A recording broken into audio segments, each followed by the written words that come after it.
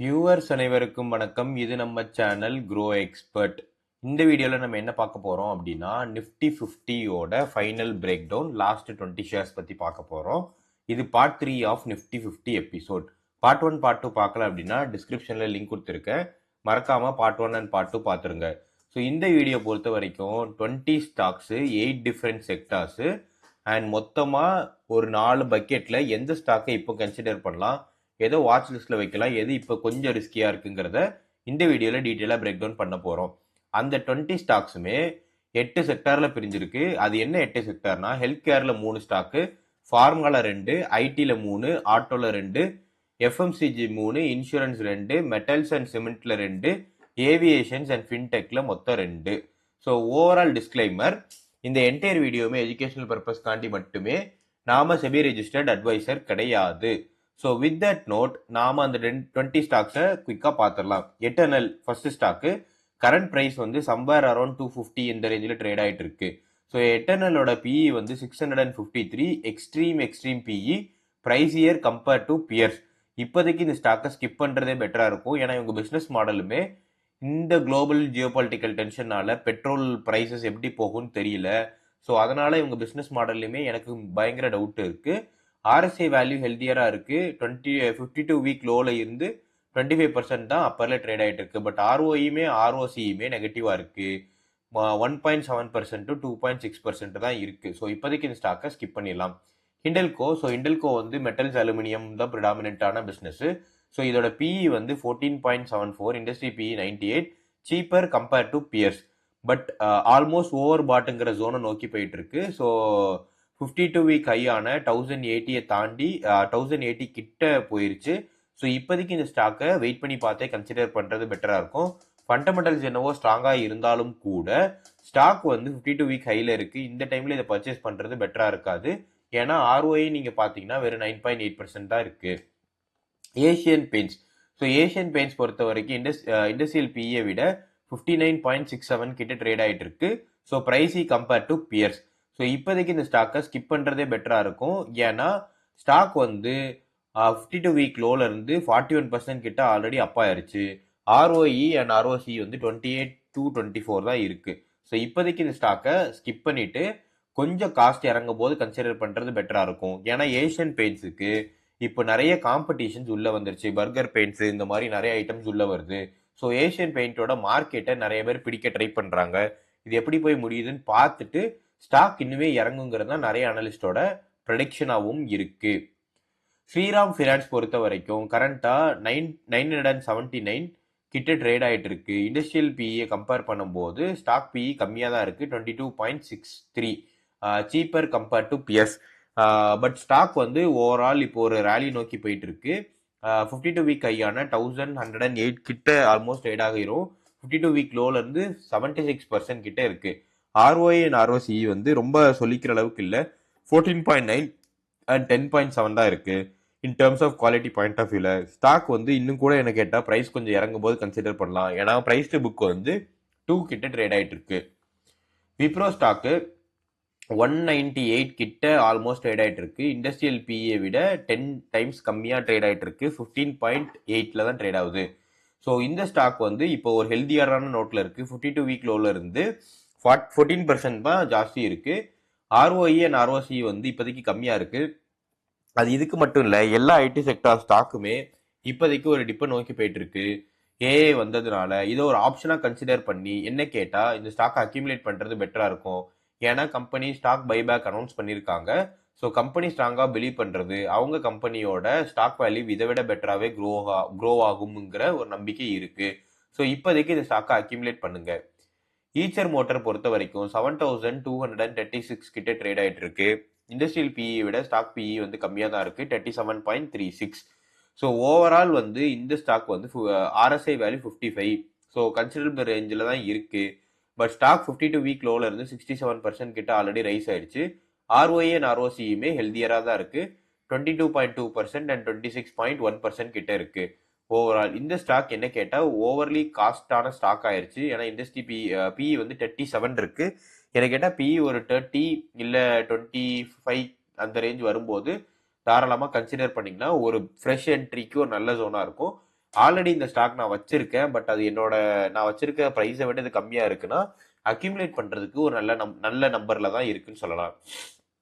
கிரிம்சிமின் industry, so இது வந்து ஒரு டைவர்சிஃபைட் சிமெண்ட் பேஸ் பண்ண கம்பெனி. இண்டஸ்ட்ரியல் பிஇ 95, ஸ்டாக்கோட பிஇ 20. ஸோ பியர்ஸ் கம்பேர் பண்ணும்போது என்னதான் இண்டஸ்ட்ரியல் பிஇ பாயிண்ட் ஆஃப் வியூல ஹெல்தியரா இருந்தா கூட ஸ்டாக் வந்து ஆல்மோஸ்ட் ஓவர் பாட் ஜோனை நோக்கி போயிருச்சு. ஆர்எஸ்ஐ வேல்யூ 65.4, 52 வீக் லோல இருந்து 78% கிட்ட ஆல்ரெடி அப்.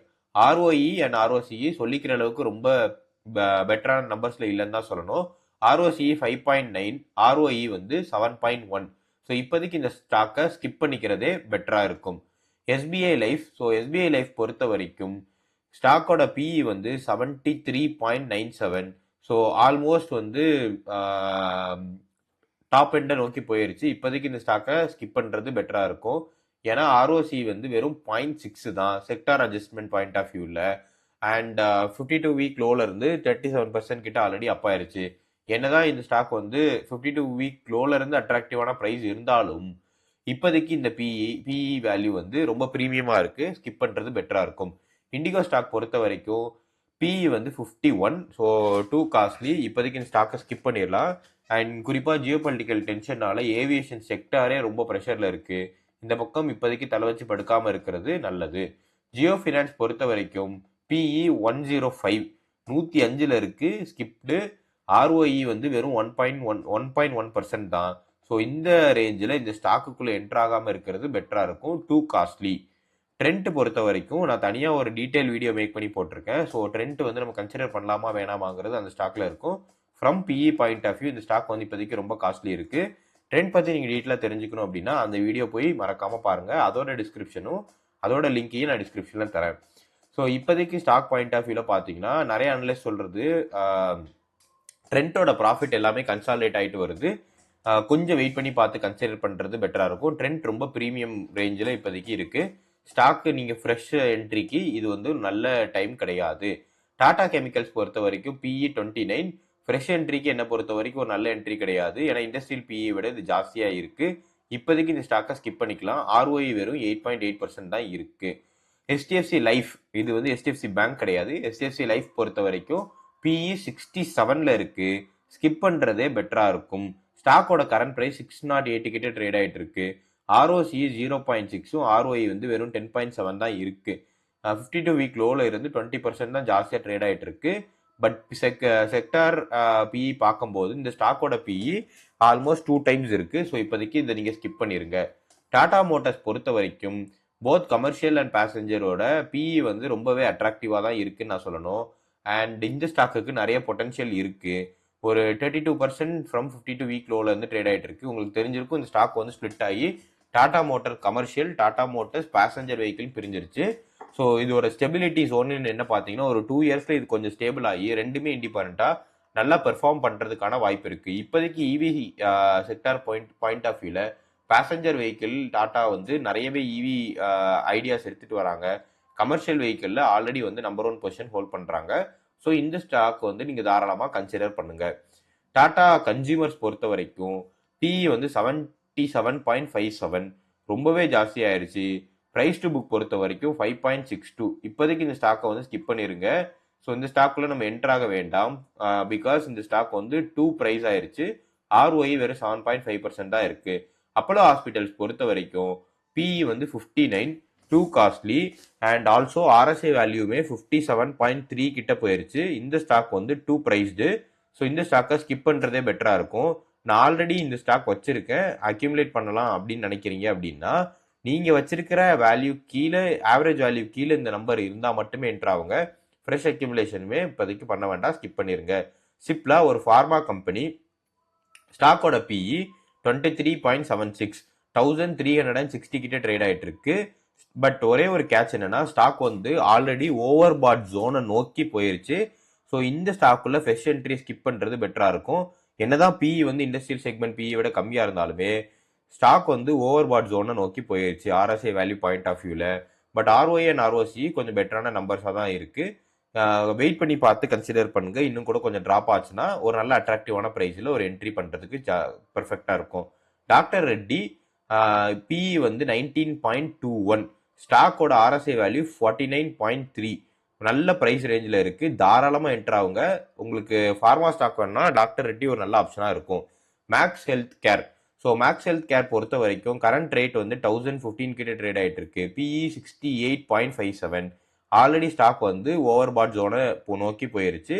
2 ப்ரைஸுமே இந்த ஸ்டாக்கை ஸ்கிப் பண்ணிக்கிறதே பெட்டராக இருக்கும்.